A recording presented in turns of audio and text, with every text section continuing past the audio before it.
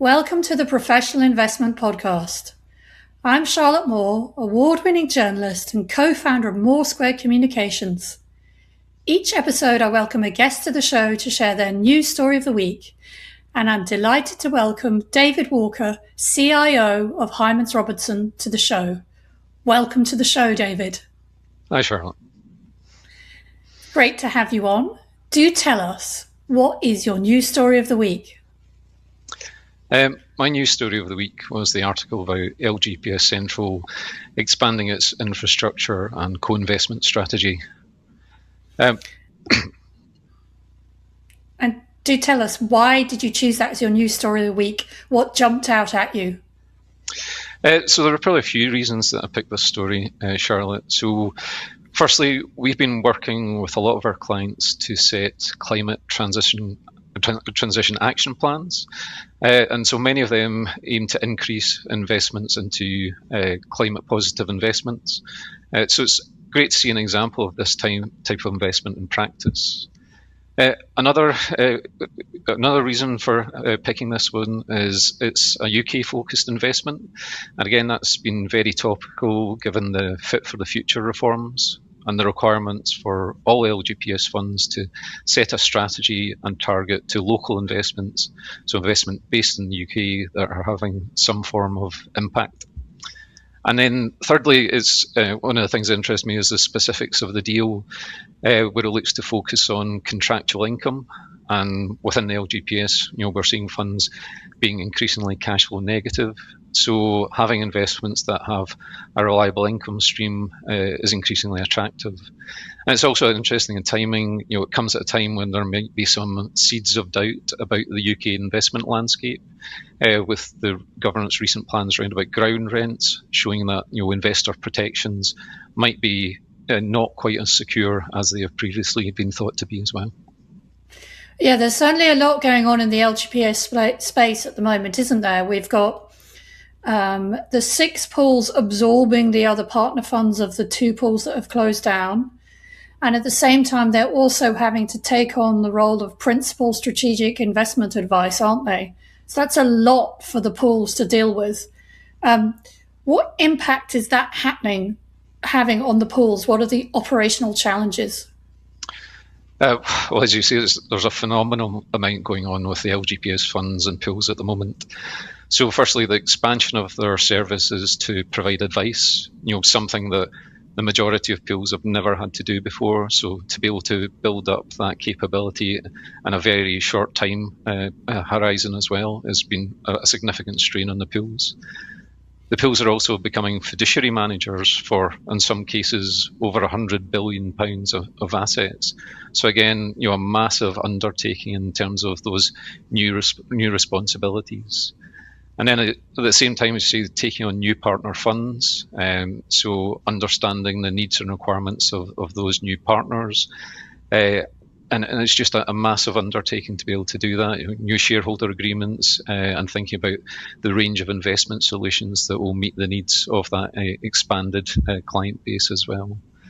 And with the deadline of 1st of April to have this up and running. And I think the majority of pools, are being quite sensible and saying, we'll do what we can by 1st of April, but for some of these services, it's going to take some time till they're fully up and running and able to deliver on this as well.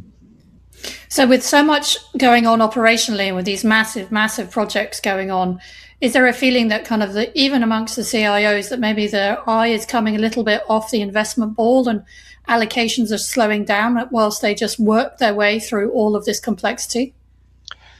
Yeah, I think they're definitely going to have to prioritise. For the reforms to be successful, I think a measured approach is required because this needs to be right for the LGPS funds, and it's a huge potential change. So the pool solutions to date have been based on meeting the needs of their existing partner funds, understanding their needs and preferences. So new partner funds means new requirements and preferences in particular areas like responsible investment. So from an investment perspective, there's a lot of practical considerations that need to be taken into account. And even some of the existing solutions might have, capacity constraints and might require a kind of further stage of, evolution to be able to accommodate the kind of larger investor base as well. I mean, let's just run through some of the numbers. It's quite staggering if we think about it. We have LPPI going from 3 to 9 funds. We have Border to Coast going from 11 to 18. LGPS Central going from 8 to 15. There's virtually sort of doubling or trebling of the number of funds that their partner funds that they're going to be working with. That's an awful lot to take on, isn't it? And as you say, asset management, there's a lot of operational stuff that happens in the background with just making sure it all works, making sure you've got liquidity, making sure you've got compliance and risk all set up.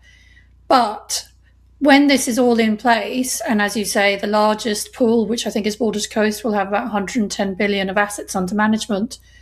That larger size and those larger partner funds is going to allow them to do more, isn't it, with their investment allocation, to be more sophisticated. How do you think that's going to kind of evolve over time? What are they going to do differently? So I think you will see some of the investment solutions evolve. I think in the kind of short term, there's probably a bit of resetting to be done in terms of, for example, in the private market space, they may have allocated to some strategies that might have some capacity constraints. So it might mean expanding the range of investment solutions and partners that they work with. In terms of specialism, so if for a kind of smaller number of investors, they might have focused more on a kind of core solution in certain asset classes. With more money to be invested, it might mean that they have more specialist solutions in the mix there, a more diverse range of investment solutions that kind of adds to the colour and the kind of diversity that they have in the platforms as well. And I think this extends right across all the asset classes within the 9 buckets that apply under the government guidance. So I think even on listed equities, again, there might be a look to have a more diversified mix of style and approaches. I think we still don't know quite how it's going to work in terms of, for example, mix of kind of passively managed solutions, actively managed solutions, where the pools are going to outsource some of these capabilities. And I think that will be subject to ongoing review as they work with their new partner funds as well.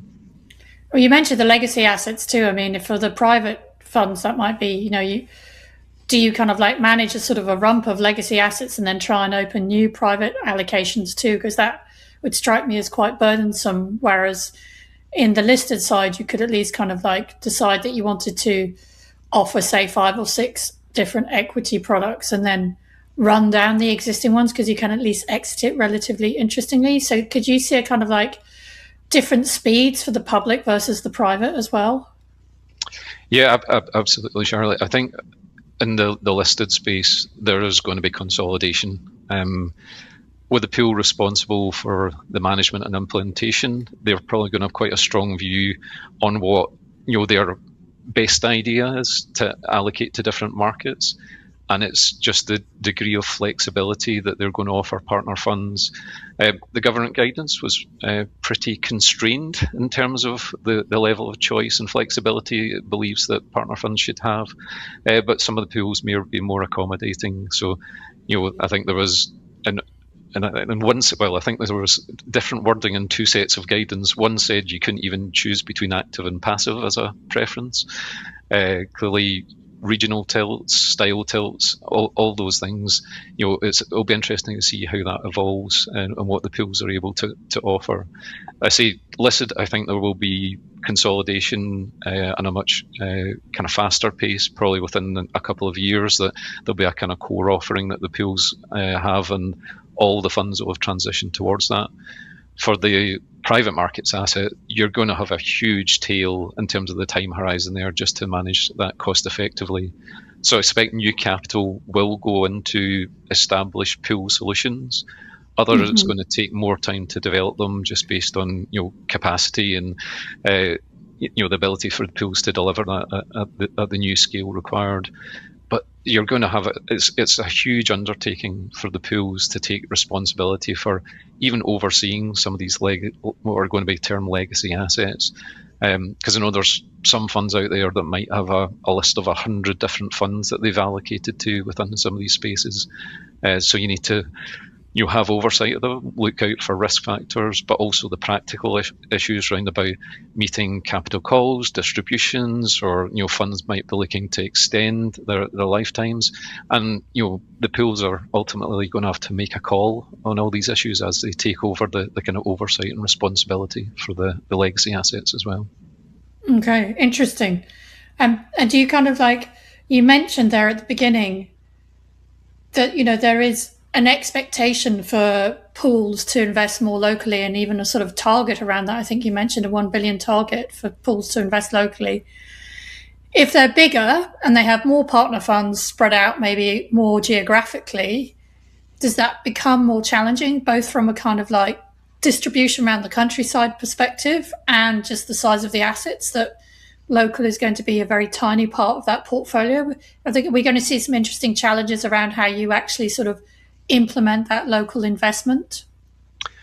Yes, there's a whole range of challenges that I think they're going to have to face with local. The very first challenge is actually funds defining what local means to them. So again, there's indications in the government guidance, but it is a responsibility and a requirement for each fund to set their strategy to local. The only thing that is clear in the draft regs and guidance is that UK-wide is not deemed local, which can be a challenge for some bigger UK-based projects. To define constrain them to a specific area. I think most pools seem to be coalescing around the pool area as being their definition of local, but even there you've clearly got very different geographies in terms of the makeup of the different pools and what that means for the available investment opportunities. The other thing on local is, there is a requirement for them to work with their strategic authorities, looking at local growth plans to generate some of the investment opportunities and ideas. And even there, you've got challenges that some funds don't have a strategic authority at the moment. They don't exist. So again, it will take time, I think, for that to develop, both for the pools to have a clear, idea of what the local impact area looks like, but how they generate the ideas, evaluate them, and then put them into the funds portfolios. I think in terms of the scale, you get a real mix here in terms of local investment opportunities. Some are quite small scale, and so how you have that kind of granularity and fit that into a broader portfolio is also a challenge that they'll need to face as well when thinking about how to incorporate local and set that local strategy. I mean, if you're thinking about the local is appropriate to the pool area, because of the end of Brunel, we've got Wales, we've got 2 in London, and then we have LGPS Central and Northern and Border to Coast all in the north. But that kind of western area of the country doesn't have a pool per se representing it, really, does it anymore? So it's a bit of a split now. So clearly you've got some of the Brunel funds gone to LPPI. LPPI also has already had a slightly odd geographic location with majority in London, but also the very north of the country as well. So it's quite disparate in terms of having investments that sit across those areas will be challenging. Wales, I suppose, is one of the simpler ones in terms of setting a strategy and defining the local area. But certainly the other ones, you have some very odd shapes in terms of the map of the country, and how you even defining where investment is based, because they might be headquartered in London, but their operations might be in the various regions of the UK. It's also where is the impact from that investment happening as well, and it might be challenging to confine that to a specific county or region within the UK as well. But I suppose it's part of work in progress in terms of thinking about local and how that's defined as well. But then if we think about the definitions of local, I mean, there's lots of different asset classes that could fall into local, right? I mean, infrastructure is possibly the most obvious one. But it's are we talking about building transportation infrastructure or social housing or possibly hospitals, or is there, or green energy supply or grid lines or anything like that. Has the government been more specific about what it means by local, or are we still kind of feeling our way there as to what would fit into that local bucket? So it's still quite broad, I think. So there's not been any kind of clear guidance on that. I think the one thing that is probably clearer is that they view kind of listed equities, or even UK listed equities, as not fitting with their description of local. So it will be the alternative asset classes, private asset classes, and the way that we've started to see pools develop solutions, and when some funds have been setting their targets and strategies to local, they have defined it quite broadly in terms of across asset classes. We've been doing a lot of work, spending time with funds to understand what their priorities are. So you might get some funds that are expressing a stronger preference for things like housing to be a focus of the local investment opportunity, whereas others are setting it quite broadly, a percentage allocation that might sit across private equity, private lending, infrastructure, and property as well. So yeah, I think most are starting quite broad-based, but you might get some committees and funds that have very strong views on, particularly around about areas like housing, I think is the one that's likely to come up the most often. Okay, and are we seeing, all of this is a lot of complexity and a lot of change, but given that everybody's sort of expanding, whether it takes less time in the listed and more time in the unlisted assets, are there opportunities here for asset managers to work more closely with the funds, the partner funds, and more importantly, the pools? And what kind of opportunities do you think it's going to be about? Yeah, so now I think is the key time for asset managers to be talking to the pools, because the pools are going to be, doing robust reviews of all their investment solutions, working out where they need to add more variety, more capacity to allocate to different asset classes. I think also one of the potential fears or concerns around about pooling is that you are going to get a much narrower range of investment strategies, and potentially a lack of innovation in some of the investment solutions. So again, I think that's where asset managers can come in to engage strongly with the pools as they're going through this stage of evolution of their investment solutions, to make sure that there is that innovation and new investment solutions, new ideas, and that they are feeding into the creation of those solutions as the pools look to expand the solutions for the investors as well. I guess it would be a concern that if the pools get bigger and they have more assets under management and they can start basically being asset managers, fully formed asset managers in their own right, they might have less use for external asset managers. But how kind of realistic a fear is that? For example, it would be nuts for any pool to try and do passive equities more cheaply than a mega manager like BlackRock, for example. I could see that. That just doesn't make any sense. But can you see the diversion between the pools in terms of how much management they take in-house, depending on sort of their historic style and their capability? Yeah, so again, government has a preference that they do want more in-house management over time. So I think there's some areas where there might be a bit of tension between managers and pools, but I think there's no way that they're going to be able to do that on day one. It will take time. And I think there's opportunities, for managers to develop kind of strong partnerships with pools.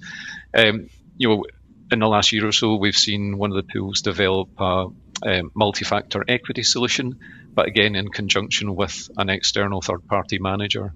So although it is a pool solution, they are working with an external manager to develop and run that, and as cost effectively as they would have been able to by accessing it directly through an external solution as well.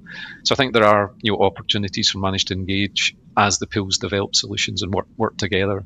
And say we've good examples of that in the last year with some of the solutions that have been developed by the pools as well.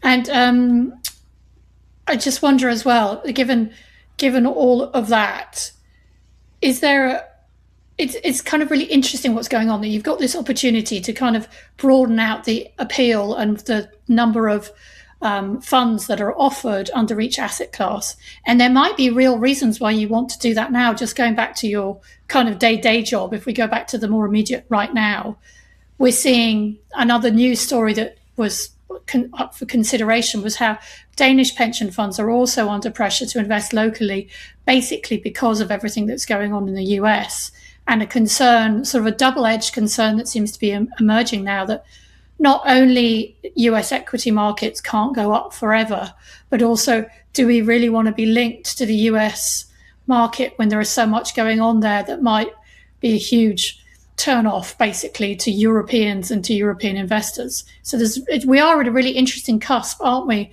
from even just a financial market perspective?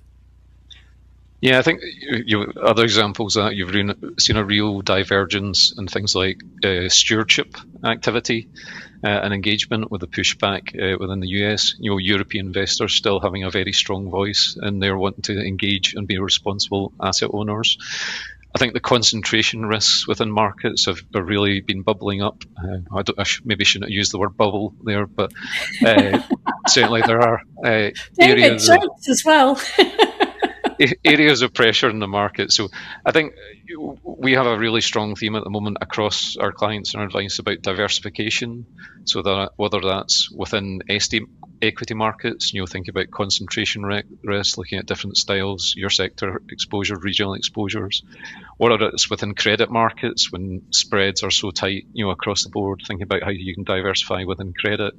And even in the private sector space where people have LDI strategies, thinking about diversification, how you take leverage in terms of managing some of your risks as well. So I think it's a big theme across our clients in terms of looking at risk exposures, think about stress testing and scenario testing for specific risks, and thinking how you can manage your portfolio through some of those risks and pockets of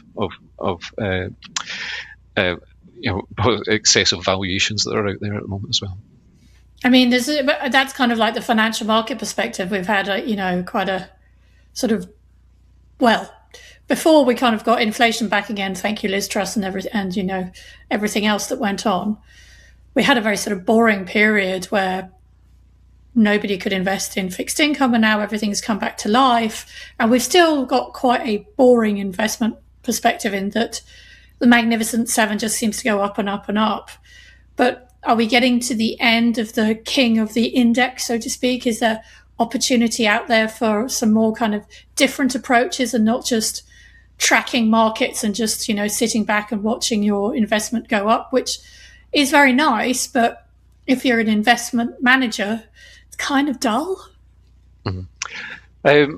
I don't know if I describe it as dull at the moment, but certainly, index tracking. If clients that had passive mandates would be very happy with the returns over the last couple of years, but that builds the pressure, and over time, you just need to watch the pressure gauge in terms of, are you comfortable taking what's now quite a concentrated risk position if being an index investor, or do you want a bit more of a balance? So I suppose the challenge is, if you go out to look at active managers, a lot of active managers will have struggled in recent times because it would have taken a pretty big call to be overweight the Magnificent Seven. But equally, that presents good opportunities for active managers to set out their stall as to why you should think about diversifying, either by style, let's say different styles of active management, or different index-based solutions as well. So, I think it's been a kind of bumpy ride, but a positive one if you've been an index investor. But I think going back to the argument, diversification, I think, is an important thing to think about in the current market climate. Yeah, and I mean, it's not just on markets that we're seeing a lot of change, and we've talked in quite a lot of depth today about Fit for Future and the LGPS, but there are loads of other things going on, and a lot of it is being led by the government, and it's also kind of where we are in the cycle of this, that we have the government also kind of wanting consolidation in DC, and perhaps most interestingly, DC has the opportunity to now become completely like DB for the first time and really be, from the moment you join the working environment to when you actually die, because we're going to see the invention of a retirement income product that's going to come onto the market too, and that is just a ginormous opportunity as well. And then you've got as we talked about last week with Claire, we talked about what's going on in the buyout market, and even that's been sort of thrown up in the air in terms of, well, everybody thought that they were just trudging along to buyout, but now we've got people thinking about run-on, thinking about different things. So there's tremendous, after kind of years of sort of slight depression and change, but not really opportunistic change, there is a really kind of interesting point now, aren't we, in the UK institutional market, where virtually every pot of capital has an interesting opportunity and potential both for the provider and for asset managers. Yeah, I think the market has really opened up as a result of the change in regulations, the kind of outlook. For private DB schemes, I think we've gone from, I think at one point we had peak LDI, then we had buy-in, buy-out as being the only game in town. But there are so many more conversations opening up now about what the right end game is for a fund, about run-on, about even different risk transfer types of solutions. We've seen a lot of innovation in that over the last few years as well. So it's really opening up. I think the run-on argument, there's all sorts of interesting investment questions that raises in terms of ability to take investments that have a little bit more illiquidity after the flow, as you say, kind of in the opposite direction in recent years, where it was getting kind of buy-in, buy-out ready, having kind of flexible liquid asset allocations, to building in something that can generate kind of attractive returns, but benefit from the liquidity premium there as well. And even to say in the DC market, I do see a lot of parallels with DC and the LGPS in terms of the strategy that might be appropriate from an open ongoing scheme, and for a DC member in terms of generating that long-term real returns and growth that they need up into retirement as well. And clearly, evolution in products like LTAFs to allow greater allocations towards less liquid investments as well. Yeah, it is interesting. It is interesting. And you've still got this incredibly competitive environment amongst the asset managers as well. So you do have all three things going on at once. We're living in, financial markets are always uncertain. I went to a talk with Toby Nangle and he rattled through all the major market crises. So we're always in a change of flux when it comes to financial markets. But when we kind of have big changes around how people should invest and moving towards how we should do things differently, that's always interesting. It's very fascinating when your actual client base is going through significant change. And then when you're going through your own competitive shift, that's like changes on three different fronts that you're trying to manage all at once. There's an opportunity, but there's a lot of challenge there too, isn't there? Yeah, absolutely. Even you go back to the LGPS and Fit for the Future, a massive shift in terms of the fiduciary relationship, a change in advisory relationship, a change in some of the decision making, and the responsibility for implementing the entire asset allocation of an LGPS fund or universe of LGPS funds. It's a huge shift, a huge undertaking, and a real shift in the landscape in terms of the responsibilities and building capabilities to be able to do that as well. Well, I think that is a great point for us to end the podcast. And I just want to say thank you so much, David, for that really fascinating conversation where we really took a deep dive into everything that's going on from an investment perspective, focusing quite heavily on the LGPS. Thank you for your insights. Listeners, if you want to make sure that you never miss a future episode of the Professional Investment Podcast, make sure you hit the subscribe button. And do interact with us, take part in the polls and comment. Thank you so much for listening.